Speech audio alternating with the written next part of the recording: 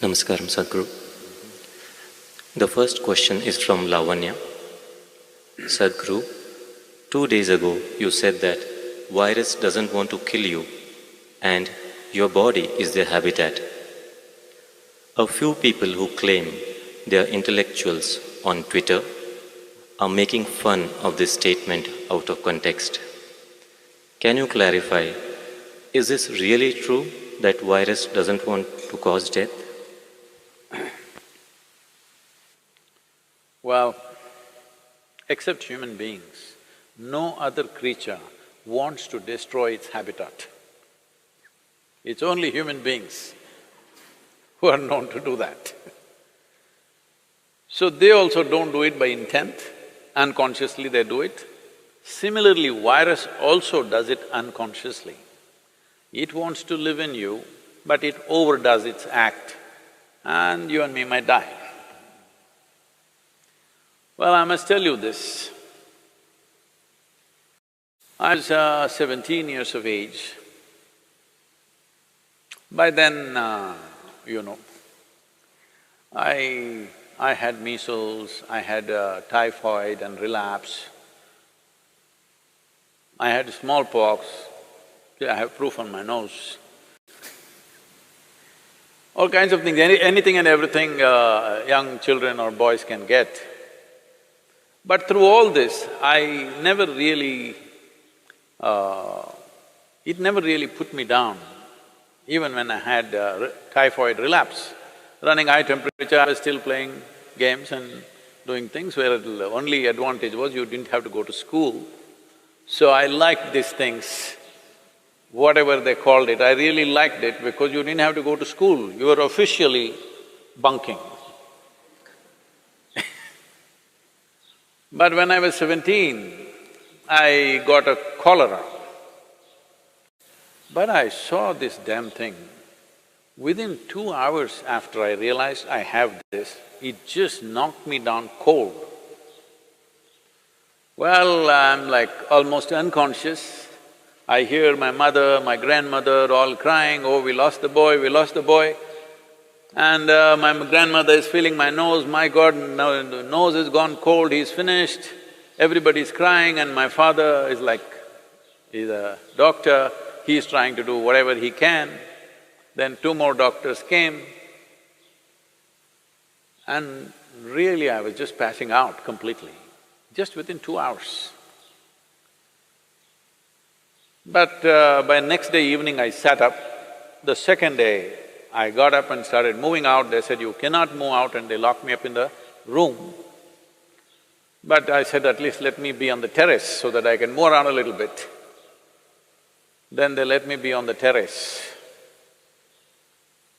Then this bothered me, till now many things I had, I enjoyed them because they prevented me from going to school. But here this damn whatever knocked me down in such a way that I almost died. So I wanted to know something. These are not the days of internet and Google, you can just ask. So I went into the school library and inquired with the librarian, and she gave me a book on pathogens. I had not heard that word till then, because I rarely went to the biology class. So I read through this book, it had various kinds of things and what they do and everything. Then it was bothering me, how is this some little thing that I can't even see can take me off like this? Then I came and had a conversation with my father. He was an accomplished doctor. And then he explained many things to me and I said, "I don't like this damn thing knocked me off almost. What is this?" Then he was telling me many things about what these things are, that never left me. I even now remember every word that he said and what I read in that book also, because this was experiential challenge for me. It was a life-threatening kind of stuff that happened to me, so I was not fearful, but it was like being beaten in a hockey match or a cricket match, That's the kind of feeling I have. So, what are pathogens? Whether it's bacteria or virus, there are many varieties of them. One thing is, right now, for example, corona, see, it was living in the animals pretty well without killing any of them. Now it jumped onto the human being, and it's still doing the same thing what it was doing in some other animal. But we are not able to withstand, and we are collapsing. Well, that also has been clearly established now. Most human beings whose immune systems are good, they are recovering. But those who have a weaker immune system are unfortunately becoming victims of this. What does it say? It simply says that it wants to live, but it lives so aggressively that we may die. Well, many scientists are talking about it, but even what I read at that time, I was only 17, I want you to remember this. Even then, it was explained, I don't remember the author's name, otherwise I would have quoted this.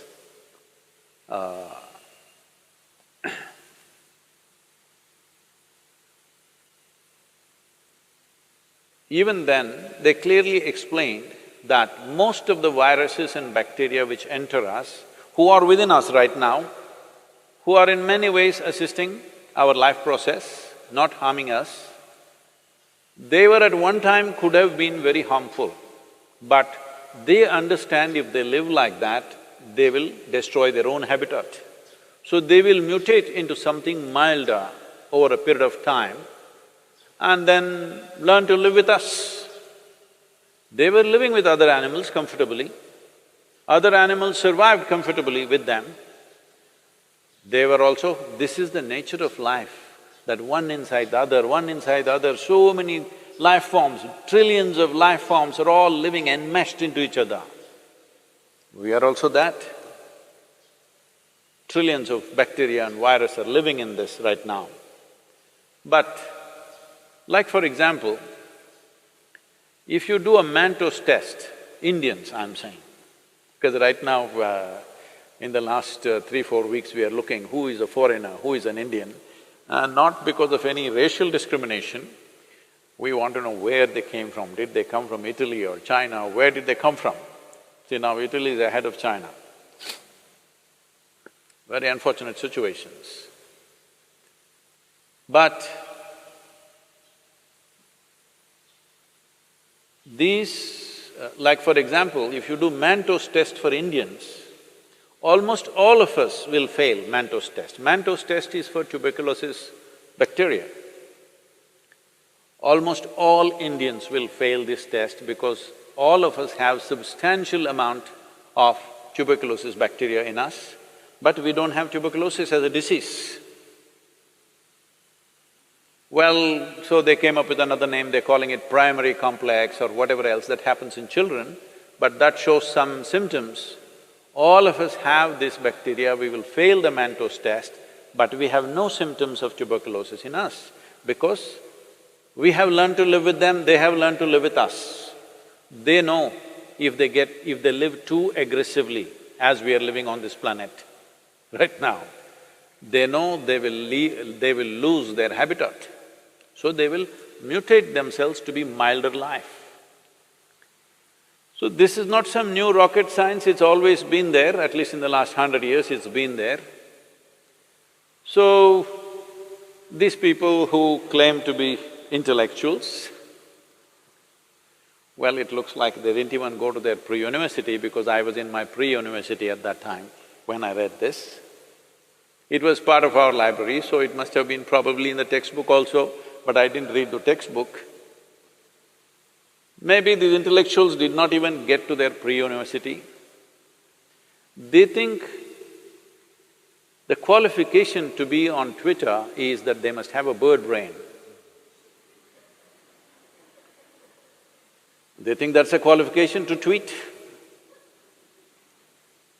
Well, it's unfortunate, at a time like this,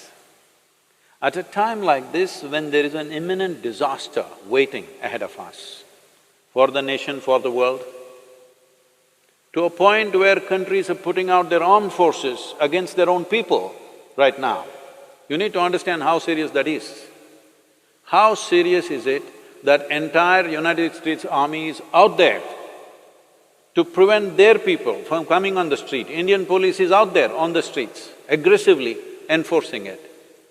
That's because they realize how serious a matter it is. But even at a time like this, these people cannot stand up and do something useful and positive for somebody around them. All they do is just this rubbish.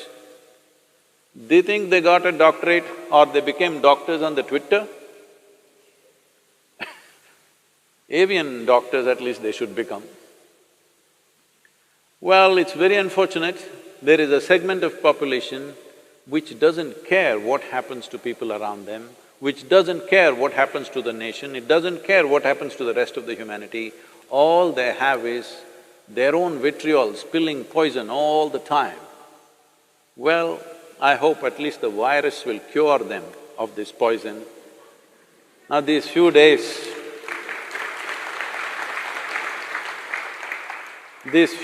of being with themselves, I hope they stand up and do something useful.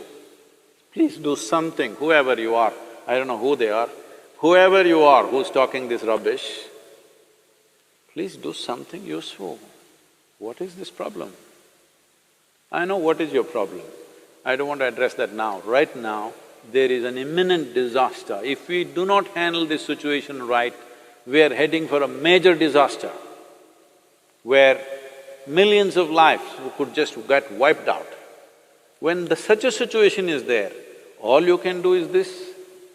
When I said this is not the time to go about criticizing our healthcare system or our health ministry, this is not the time. This is a time everybody stands up and does something, whatever little positive things we can do in our lives. Because this is not ordinary time. As a generation of people, we have never faced this kind of a situation. Let people understand this. We have never ever faced this kind of a situation. This is a bigger emergency than the wars you have had in your countries. This is a bigger emergency than anything that you have known. It can pass off without too much disaster if we behave responsibly and do the necessary positive action. This is what I request them also. It doesn't matter even if the size of their brain is that of a bird. Even birds can contribute, I'm saying.